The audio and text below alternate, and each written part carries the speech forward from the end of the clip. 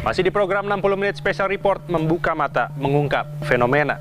Saudara, jelang pemilu alat peraga kampanye atau APK jadi magnet tersendiri bagi pemilih. Bisnis percetakan pun omsetnya naik hingga 70%. Namun saudara, Perkumpulan untuk Pemilu dan Demokrasi atau Perludem menilai materi APK tak berfokus pada gagasan paslon dan mengandalkan konten hiburan semata. Berikut penelusuran jurnalis Kompas TV Lintang Pudiastuti.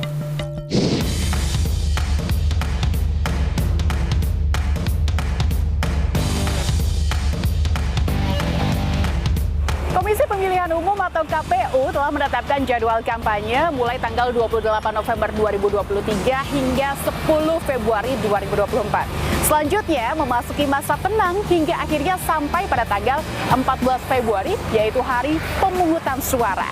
Pernak-pernik atribut dan iklan kampanye pun tentu sudah disiapkan masak-masak. Lantas berapa total belanja kampanye setiap paslon?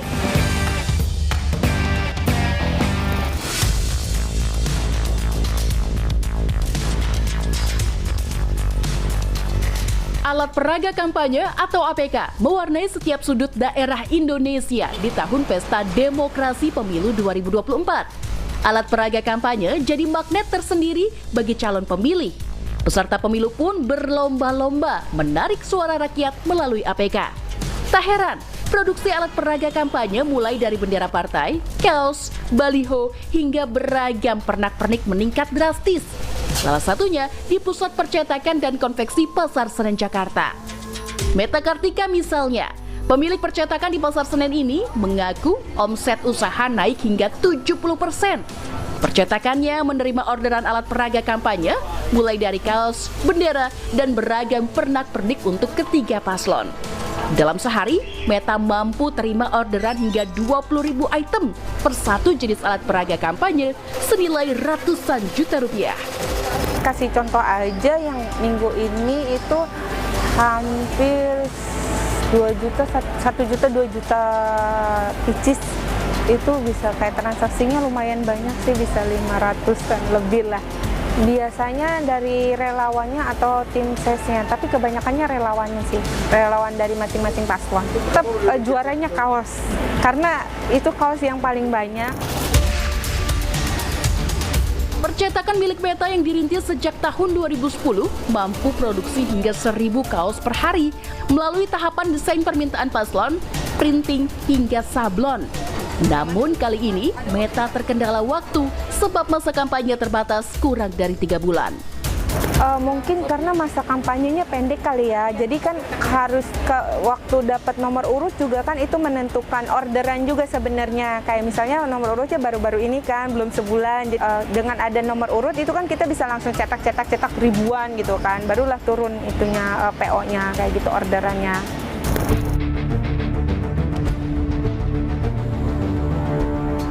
Lantas, bagaimana strategi ketiga pasangan Capres-Cawapres menyiapkan alat peraga kampanye? Indra Karismiaji, juru bicara Timnas Pemenangan Anies Baswedan Muhaimin Iskandar mengungkap, APK paslon nomor urut 1 dibuat dengan bahan sederhana, berisi seruan perubahan yang dianggap sebagai suara hati rakyat. Capres-Cawapres kami ini kan Capres-Cawapres termiskin ya. Dari laporan harta kekayaannya kan juga sudah transparan, memang betul-betul bukan mereka yang punya simpanan, punya tabungan, punya aset yang luar biasa besar. Belakang kami tidak ada pengusaha-pengusaha besar yang bisa memberikan sumbangan. Makanya kalau lihat di seluruh Indonesia, yang namanya APK paslon nomor 1 hampir nggak ada.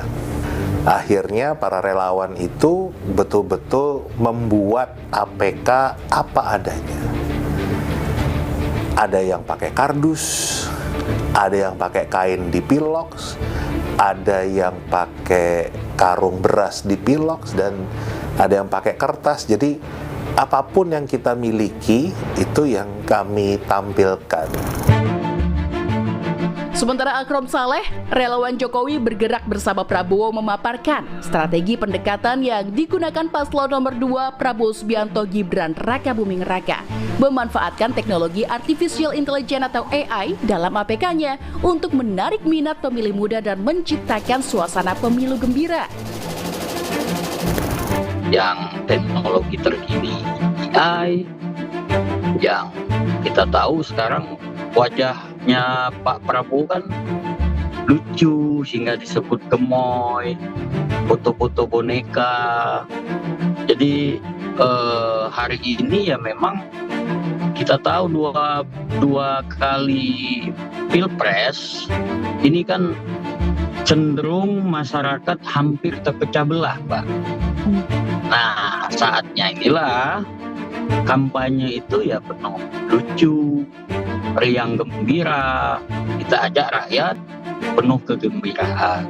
Kalau kaku-kaku, Mbak, pakai peci, pakai jas begini, aduh, udah bosan, Mbak. Jadi harus menyentuh anak-anak sekarang, memang harus mengikuti perkembangan teknologi. Cara strategi kampanye kita kembali lagi kan, segmen suaranya siapa ini?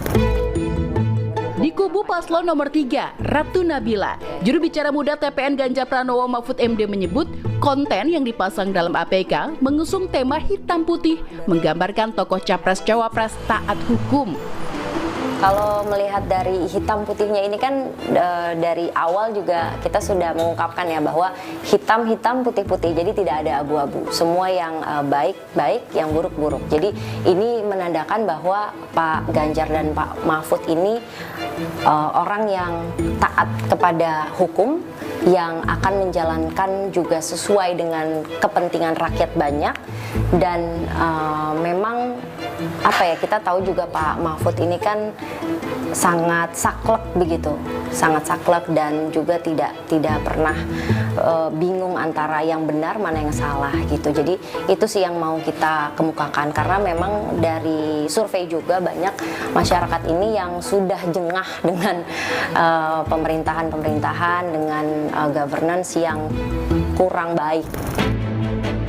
Beragam strategi dan pendekatan 3 pasang calon presiden dan wakil presiden ditunjukkan dalam konten alat peraga kampanye atau APK. Perkumpulan untuk Pemilu dan Demokrasi atau Perludem menyoroti materi APK yang tidak fokus dengan ide gagasan pasangan calon, namun mengandalkan konten bersifat hiburan semata. Besarnya uang yang digunakan itu tidak lepas dari upaya membangun citra politik begitu.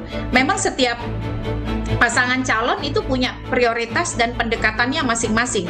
Tetapi yang kita khawatirkan adalah kalau kemudian terlalu didekati dengan hal-hal yang simbolik dan tidak misalnya menggambarkan betul-betul paradigma gagasan, jangan-jangan pemilih kita itu tidak mampu atau belum mampu mengeksekusi suaranya berbasis kebutuhan real yang mereka perlu jawab melalui keterpilihan pemimpin.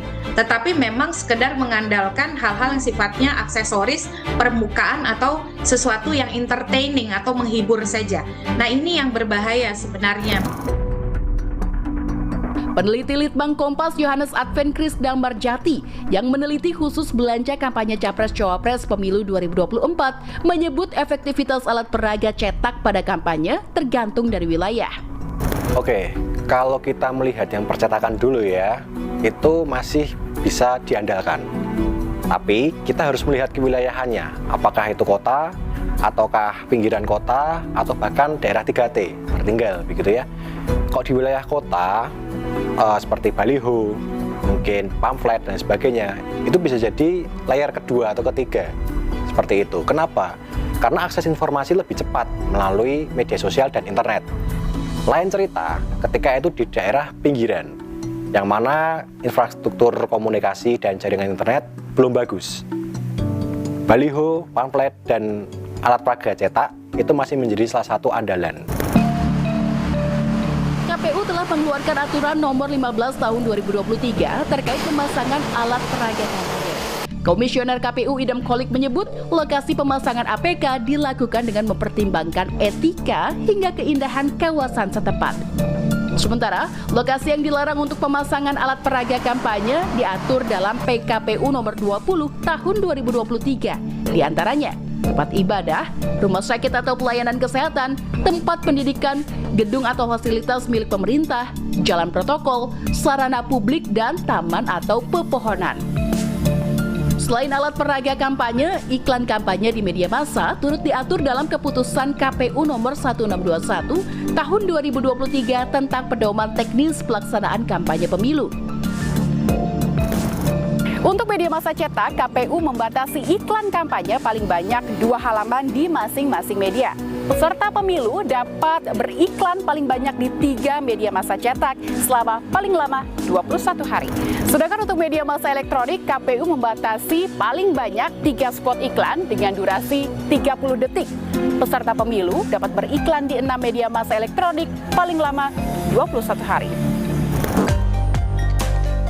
Tak hanya media konvensional, KPU juga mengatur iklan di media baru, yakni media sosial, antara lain Facebook, Instagram, Twitter, hingga TikTok. Yang juga ramai bertebaran adalah iklan kampanye di media sosial. Tak jarang para paslon kita jor-joran mengeluarkan dana untuk beriklan di media sosial. Ada anggapan bahwa beriklan di sana lebih efektif dan menjanjikan ketimbang hanya memasang banner atau baliho. Benarkah demikian? Dan berapa sebenarnya angka fantastis yang digelontorkan para paslon kita untuk beriklan di sosial media? Saudara, tak hanya baliho dan poster di ruang publik, kini berkampanye di media sosial menjadi jurus alternatif menjaring pemilih potensial pada pemilu 2024. Jurnalis Kompas TV Lintang Pudiastuti akan mengajak Anda menelusuri bagaimana aturan iklan politik di media sosial yang menghabiskan dana hingga miliaran rupiah.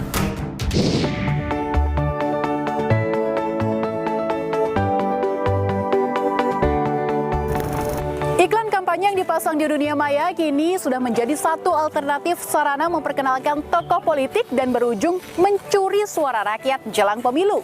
Namun seberapa efektif memasang iklan kampanye di sosial media dan berapa dana fantastis yang dikeluarkan para capres untuk memasang iklan kampanye di media sosial? Berkampanye di media sosial kini jadi jurus menjaring pemilih potensial pada pemilu 2024. Menurut data We Are Social yang dikutip harian Kompas per 2023, pengguna Instagram di Indonesia mencapai 184,2 juta orang, Facebook 178,5 juta orang, dan TikTok 150,8 juta orang. Namun, peneliti Litbang Kompas Yohanes Adven menyebut efektivitas iklan kampanye di sosial media perlu memperhatikan ketertarikan warganet. Karena ketika membicarakan efektivitas iklan politik di media sosial, kita harus melihat bagaimana nantinya konten, kemudian engagement dari pengguna, dan juga aksinya nanti. Misalnya dalam hal ini orang diarahkan untuk memilih begitu ya. Artinya kan bisa dikatakan efektif ketika apakah cukup di engagement saja, apakah nanti berujung pada orang memilih calon-calon atau partai-partai tertentu. Nah, engagement ini menjadi suatu ukuran ketika kita menghitung misalnya like-nya dalam suatu postingan. Kemudian dia di-share berapa kali, kemudian ada komen berapa banyak. Dan seperti apa komen-komen yang muncul di postingan tersebut gitu. Nah, ketika dari perspektif media sosial, content creator misalnya begitu, pihak yang menyediakan konten akan melihat efektivitas itu dari engagement tadi, parameter-parameternya begitu. Cuman memang ketika dipertanyakan apakah parameter-parameter ini equal nantinya dengan hasil atau aksi dari warganet terhadap dunia nyata memilih di TPS, itu sulit untuk dipastikan.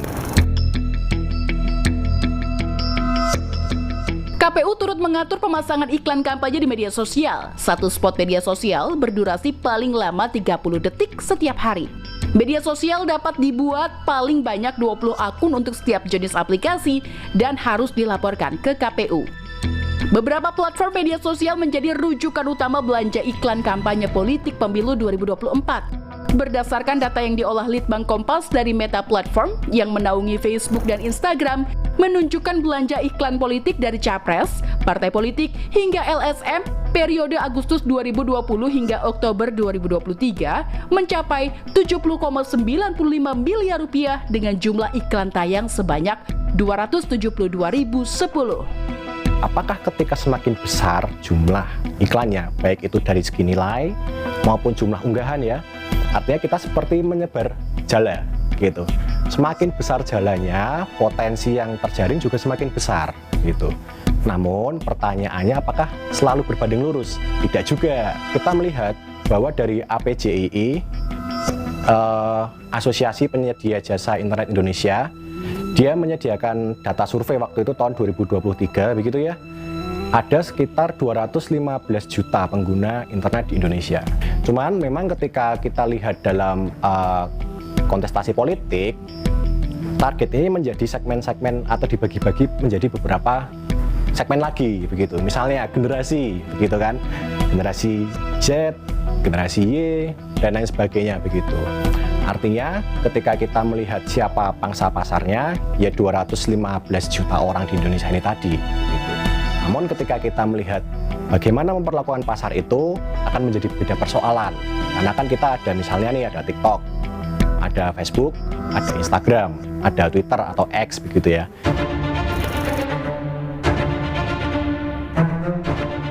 Sedangkan data Litbang Kompas yang diolah dari perusahaan Meta, khusus nilai belanja iklan tokoh politik yang maju sebagai Capres 2024 di Facebook dan Instagram dalam kurun waktu Agustus hingga Oktober 2023 adalah Anies Baswedan 930,54 juta rupiah, Prabowo Subianto 8,6 miliar rupiah, Ganjar Pranowo 3,6 miliar rupiah. Angka yang fantastis. Namun bagaimana pengawasan yang harus dilakukan pemerintah terkait alokasi dana yang digunakan para capres ini sebagai peserta pemilu untuk belanja iklan kampanye?